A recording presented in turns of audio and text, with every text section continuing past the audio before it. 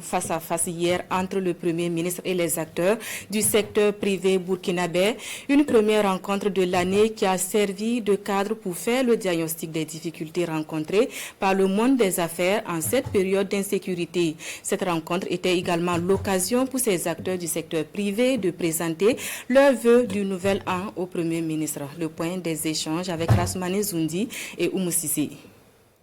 Le secteur privé joue un rôle très important dans l'économie burkinabé avec une grande part contributive au budget de l'État.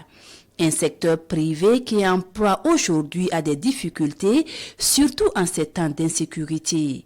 Et au chef du gouvernement, les acteurs du monde des affaires demandent plus d'accompagnement pour un secteur privé plus productif. Nous avons demandé et qu'il y a une commission qui est mise en place pour le guichet unique d'affaires, qui est donc en étude au niveau donc, du ministère du Commerce, qui va faciliter donc la création donc, des entreprises. Vous savez qu'aujourd'hui, avec les multiples attaques terroristes, les secteurs privés payent cher.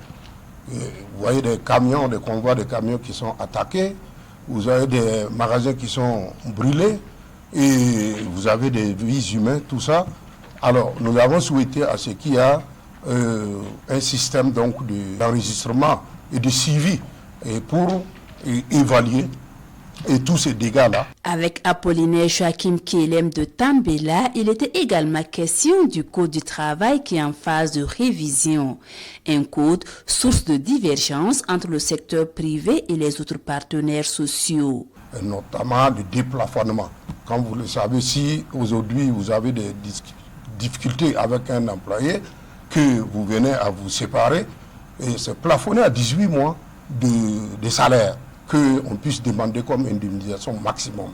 Aujourd'hui, on demande de déplafonner, donc ce qui veut dire que demain, si vous avez un problème, l'employeur peut vous demander 20 ans de salaire.